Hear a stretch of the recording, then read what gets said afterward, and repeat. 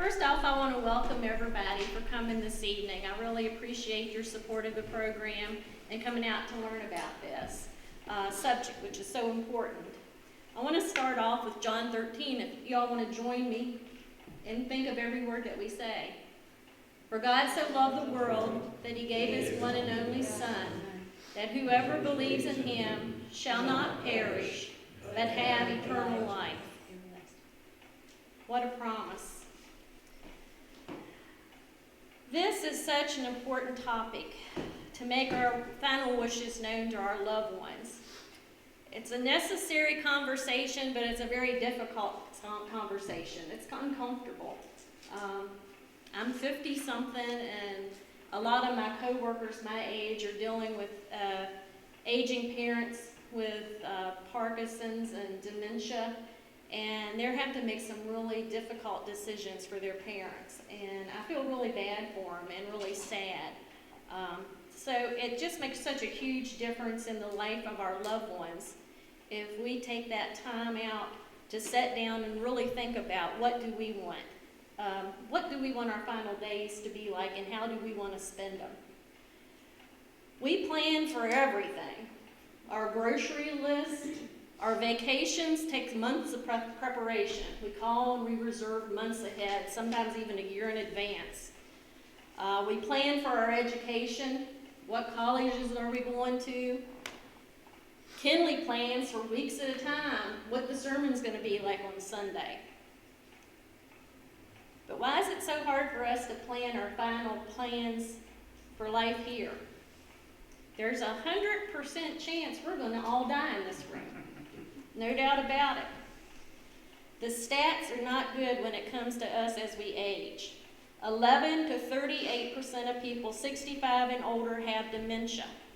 If you don't have a plan in place and dementia develops or Alzheimer's, it's a little bit too late to tell your loved ones how you feel when you can't even remember their name. We did a study through Everence when we went to Grace Mennonite, and it was like a 6-week program that we attended. And I talked about the living wills and advance directives, so I have a little bit prior knowledge about it, and being a nurse at the hospital for 34 years, I as well do. I found it in the Everence study that we did, a study of patients with advanced cancer.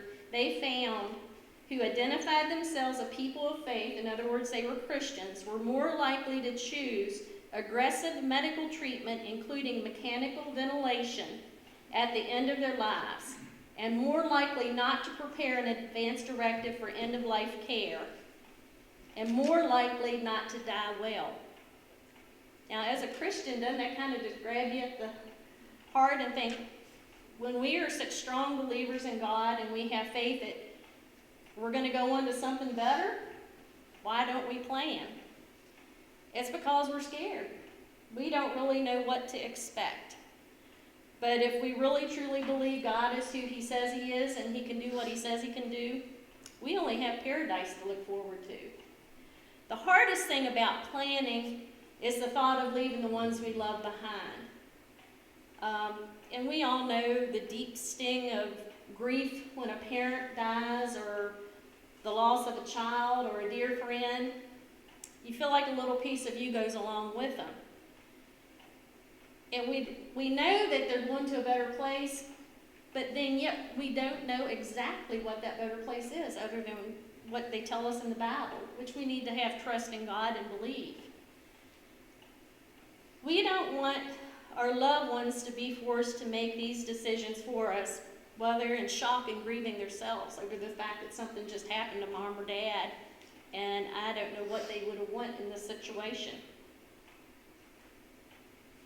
It's something to think about. We have two choices. In the Everence program, they talked about tame dying and wild dying. Hospitals are sterile environments. They're going to do everything they can to keep us alive.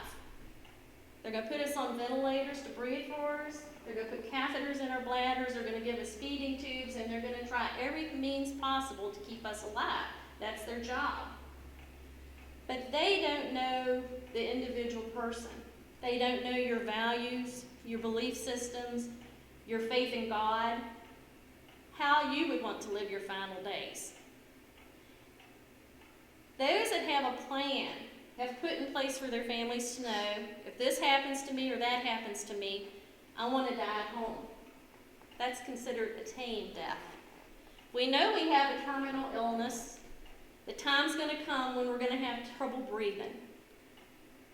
We're going to have difficulties, but we prepare for them. We learn what it's like in our final days of life on earth. We're going to have decreased urine output. We're not going to be able to urinate as much. That doesn't mean anything's wrong. It means it's just the normal process of dying. We're not going to want to eat. We're not going to be hungry because our body is telling us we don't need it anymore. We're going to be cold. We're going to be mottled. These are all normal things, but when family sees mom's having trouble breathing, call the ambulance, get her to the hospital right away. But if mom would have made a plan, hospice care would have been involved. They would have set up home oxygen for mom. They would provide medications to keep her comfortable, according to what mom's desire was. So we all have the choice, and I have to tell you, there is a fork in the road, and the choice is hard. When did you decide, okay, I want to go, and then, no, it's time to just say, I'm ready. And that's something that we each need to sit down and think about, because each one of us have our own different values. But by making an advanced care plan, we force ourselves to sit down and consider each situation and think it through. Then I'm going to kind of go into more detail about advanced care plans and what they are. And you can read along. I have the syllabus in your book. You're all capable of reading, I know, but I thought you might like to have it just to take home in case you wanted to refer back to anything. But an advanced care directive basically is a living will, and it gives it's a legal document. In most states it is recognized, and it takes the guesswork out of things. You also, a living will is a form of an advanced care directive where you give instructions for treatment, and you also designate a power of attorney for medical decisions. Now, there's two different types of powers of attorney. There's a power of attorney for financial decisions and one for medical decisions. And it's noteworthy to know that when you die, they're void. Those are no longer in any type of legal status. Then an executor of the estate takes over. So it's just as important to figure out who do you want to be a financial plan decision maker for you, or POA, and what do you want done with your possessions. If you have a big inheritance, you would probably want to see a lawyer, because some of these that you can do on your own can get a little complicated. But that's basically what you're doing, is you're designating somebody that you know. And in your book, I've listed, it says Session 3, how to select a healthcare agent or proxy. Some things that you can go through and look at and helps you decide. It's always good to have an alternative person. Usually it's the wife or the husband. But what if you're both in a car accident together? Then you might want it to be a son or a dear friend. But it's good to list, I'd say, at least 3 or 4. And whenever we do these, it's always good to pull them out and look at them every 1 to 5 years. People that you have listed might no longer be in the area. They might not any longer feel comfortable speaking on your behalf. And things change. So you can always fill out and do a living will, but you can always revise and change them as well. All you would do is put a line through it and write void. Make sure everyone that you've given copies of it are aware of it, and then give them the new copy, and make sure you have your dates on both copies so people know what's the most up to date. Question. To do that, you have to have witnesses? They do for two. 2 witnesses is what they usually ask for. It used to be they could not be related, but that's no longer the case. You can sign for each other, but it needs to be 2 witnesses. Then it discussed What is 5 Wishes? This is an easy-to-use advanced directive that gives directions to your doctor and your family, informing them how you want to be treated. And the 5 wishes are, number 1, it allows you to choose the person you want to make care decisions for you when you can no longer make them for yourself. It's a durable power of attorney for health care. Wish number 2 is a living will. It allows you to write the kind of medical treatment you would want or don't want if you become seriously ill and can't communicate your wishes. Then 3 and 4 let you decide in detail how you want to be treated so that your dignity can be maintained. Then number 5 gives you a chance to tell others how you want to be remembered and express other things that might be in your heart, like forgiveness. And then you can kind of pull out the other sheet, the 4 things that matter most. This was a physician who wrote a book, and I've got the reference. It's another paper that's in the folder. It's in the back of the folder. But he talks about things that he's witnessed that are most important for people when it comes to their final time, and that includes forgiveness. Seeking forgiveness from others for things you've done, and then you also offering forgiveness to them. It's also important to say thank you and show gratitude throughout your journey on life.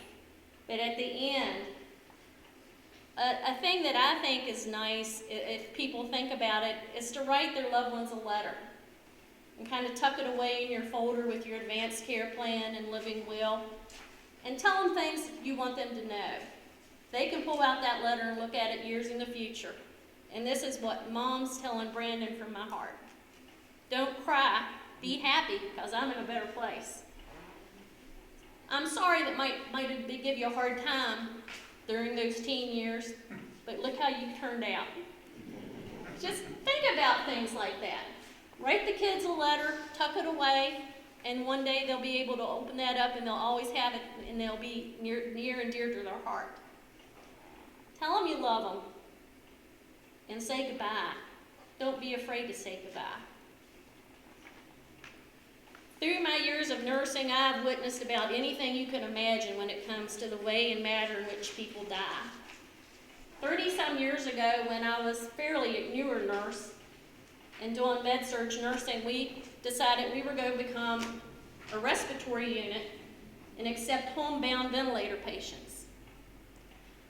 Well, one of the first couples that I encountered in my career was a man in his 80s, married to a woman in her 40s. He had had a stroke, he had severe COPD and couldn't breathe, and he would never come off that ventilator.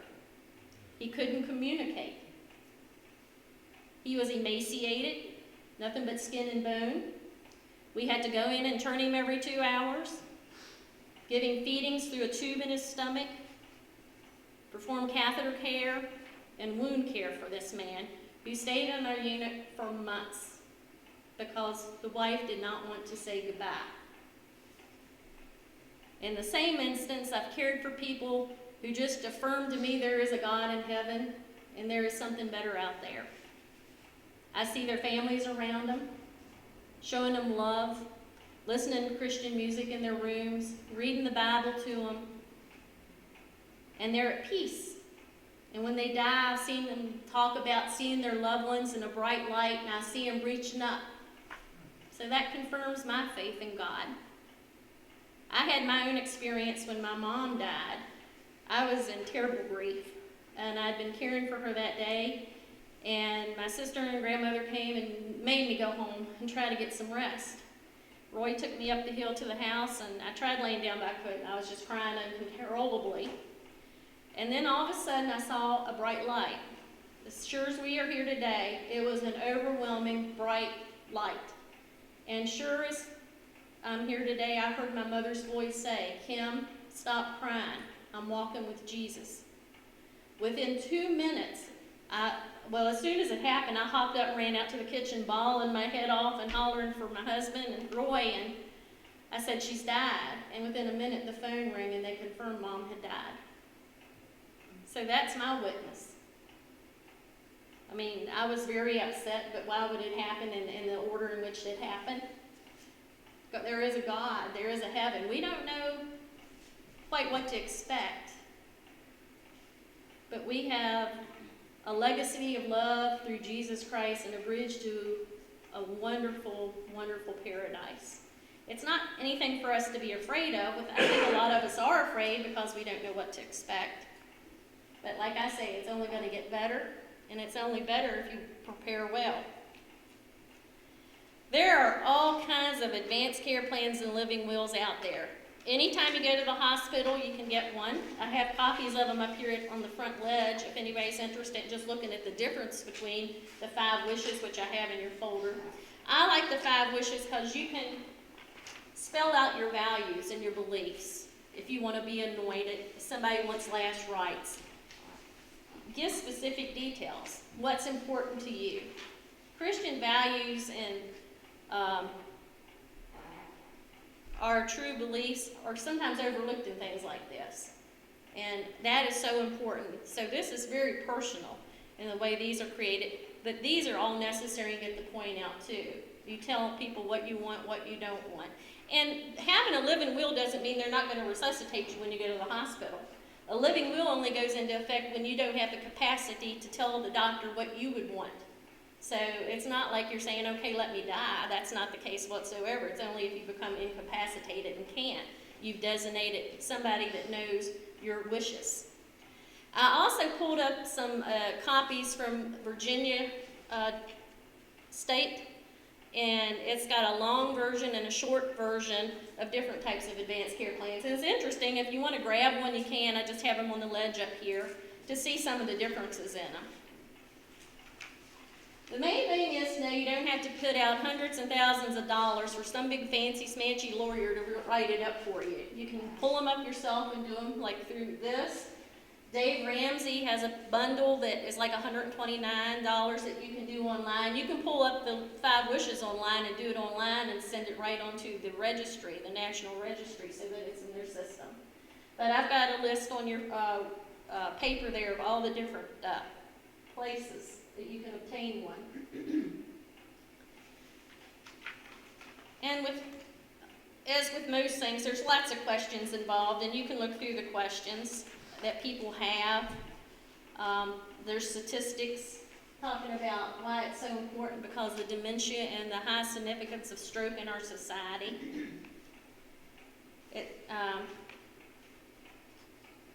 I think it's a good time now just to kind of talk about it as a group, to share experiences people have had. How many people have one that are here? Most of you probably have one. Is there anything that you like about yours or you don't like, or have you been pulling it out every year or two and taking a look at it? Provision can be made for organ donation. Yes, yes. And the way you want to be buried. You can give your body to science. There's body farms, shrouds. There's just a whole gamut of things you can do. You don't have to be embalmed. A lot of people think that it's a law that you have to be embalmed. You don't have to be embalmed. There's a quicker type of funeral. And actually I have some price lists from McMullen Funeral Home and Grandel here that you can and they're a couple years old, so I'm sure they've gone up considerably from them, but that can give you an idea. You can go to any of the funeral homes anytime and sit down with them and make your plans. I want this casket, I want embalmed, don't want embalmed, I want these kind of flowers, this is what's important for me. So, I mean, that just saves so much time, and that's something my mother had done, which we really appreciate. Even writing your obituary. Or if not writing the obituary, writing down important dates for your family so they know you graduated this year from this school, you were married this year, significant milestones in your life that they might want to mention in the obituary. When they're grieving, it loses, they just lose it. They can't remember important dates and things like that. So just to have those things wrote down makes a huge difference for your family. Did anybody else have any particular suggestions or things that they've done in the past that's helped them? Well, we don't pull those out enough, because I pulled out for this and read through and realized that it was written. Ours written when our kids were under 18. Mm-hmm. So we'd have to go revise ours since they're over 18 and change some of the power of attorneys and things like that. But we wrote it, and actually, Bob had to help me find where I put it. What was nice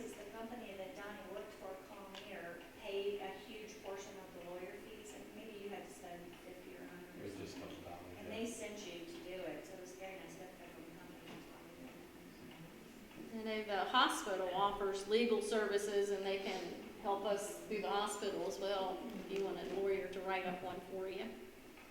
Every year when you have a review with your financial advisor, that's part of the review, you should make sure they go over.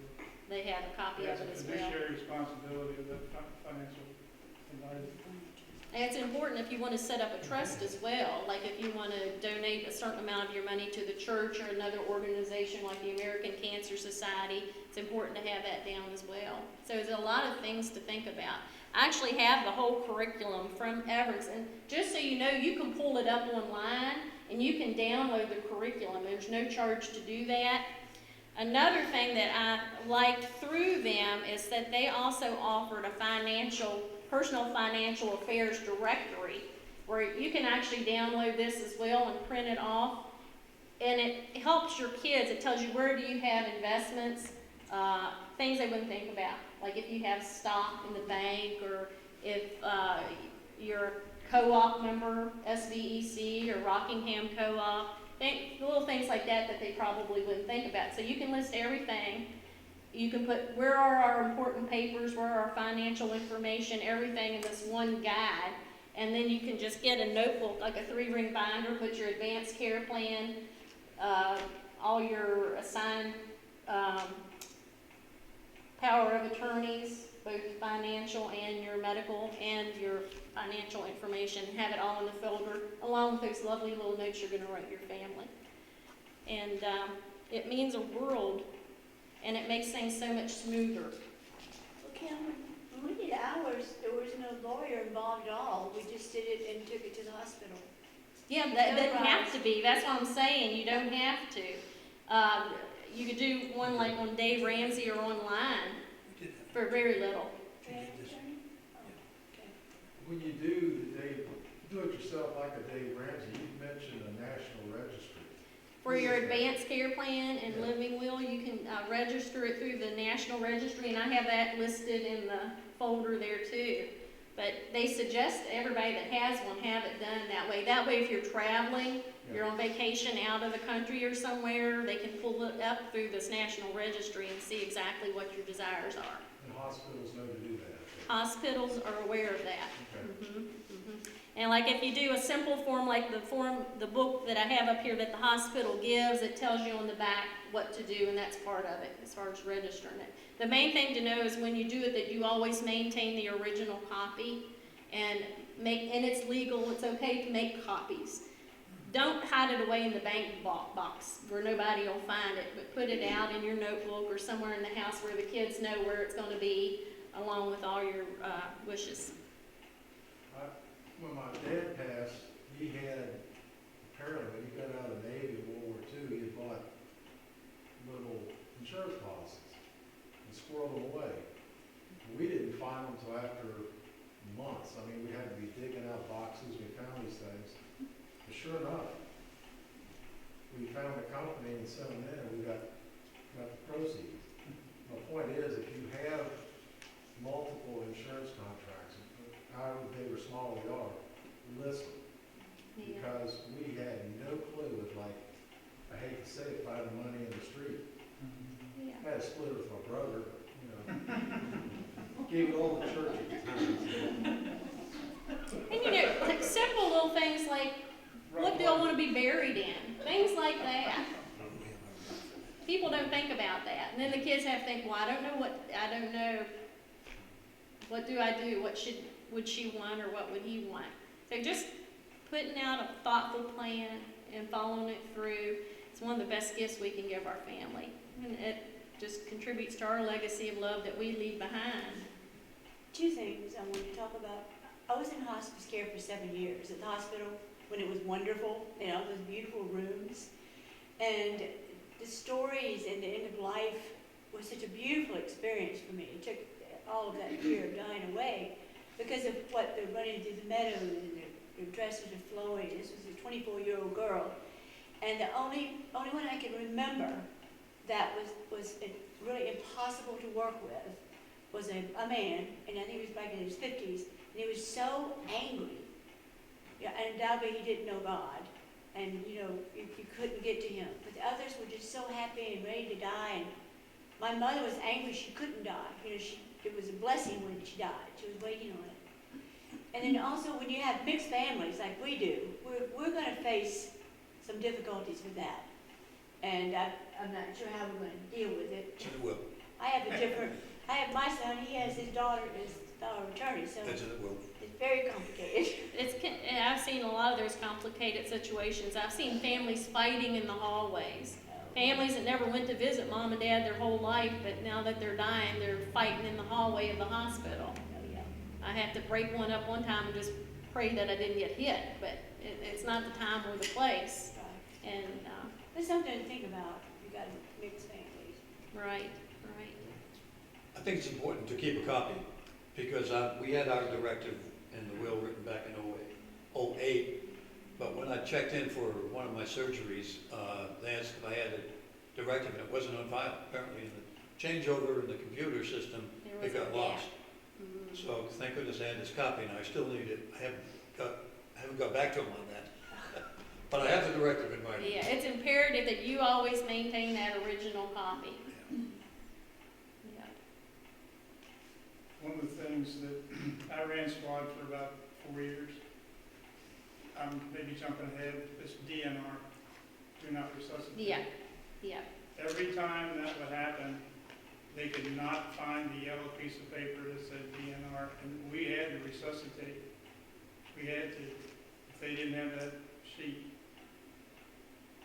That's the yellow paper down in the bottom Mhm. right corner. Mm-hmm. They suggest put it on the front door or on the refrigerator to make sure that it's. Another thing about DNRs, if you are do not resuscitate, it is revoked for surgery. Right, So you have to have a very thorough discussion with your physician if you're adamant about it, because that's the one time a DNR is always revoked, because there's usually reversible causes in surgery that they can bring you back. But you know, some people are adamant, I don't, under any circumstances, and then you just have to explain, they need to have the conversation with the physician about that. But that's a lot of things, one thing a lot of people weren't aware of. I'm sure there's a legal path for that, for the doctor. But it is important to have on the refrigerator, like if your dad died, I had to go down there and try to find that paper, and I couldn't find it. They had him on a pumping machine for 20 minutes before they could get the family doctor to say, yeah, go ahead, take them off. But we looked and looked for the paper, couldn't find it, so it needs to be accessible, and the kids or children need to know where that's at. Right. You mean now? Put it up? Put it up now? Well, if you have the do not resuscitate order from your physician, Oh, it should be located where, like when the rescue squad comes into your home, somewhere that it's readily available for them to see. As soon as they walk in the door or on the refrigerator, and that your family knows, everybody knows, okay, I'm a do not resuscitate. That's why it's so important to communicate with your families. I've talked to families that have a diagnosis of cancer, and they don't want their husband to know, or they don't want their kids to know. Well, they're gonna find out. And wouldn't it be better to be open and honest in the beginning about it than for them to be in shock when they find out in a month that you're passing? I mean, it's difficult, but very necessary to communicate with your children.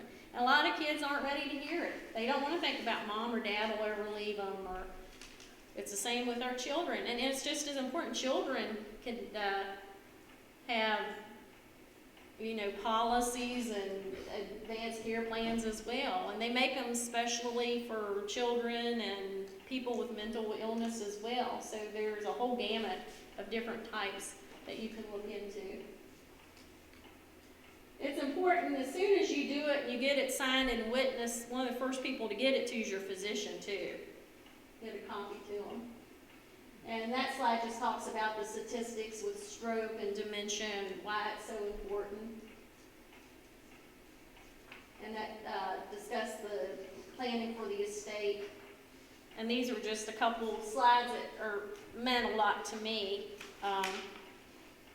With John 14:27, peace I leave with you, my peace I give you. I do not give you as the world gives. Do not let your hearts be troubled, and do not be afraid. And then also Jeremiah 29:11, for I know the plans I have for you, declares the Lord, plans to prosper you and not to harm you, plans to give you hope and a future.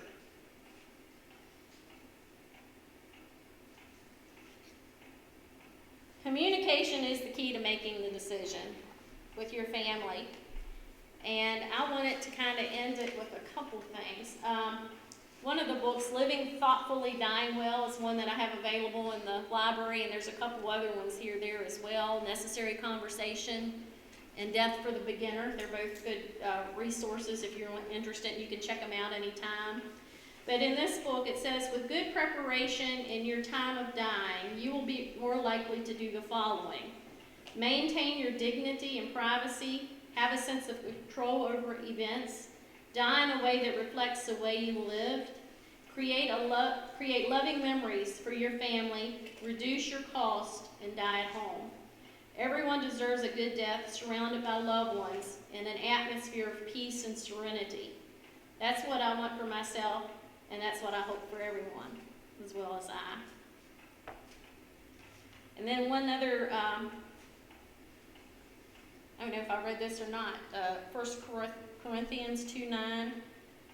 What no eye has seen, nor ear heard, nor the heart of man imagined. What God has prepared for those who love him. Isn't that something to think about? That's pretty much my presentation for this evening. Thank you all for sharing. If you have any other questions, and then I have the different types of advanced care plans up front. If you want to pick one up, you can, or if you want to check out one of the books, you can certainly do that. Or if you have any questions, I do encourage you to go on to Everetso and look at the financial planner. You can download that free onto your computer, and then you can just key your responses right in and print it off, and then you have it. So that's about as simple as it gets. But I also have the curriculum printed off, and I'll have it in the office if people are interested in looking at it that way. But it goes into details about what to do with your body and about every type of decision you can imagine that's good to make. And there's forms you can print off too to put in your final folder when you develop one. So thank you all, and God bless each of you for coming this evening. I hope everybody learned a little something new. And Thank you. It's wonderful. you're welcome. You're welcome. God bless you. Great job.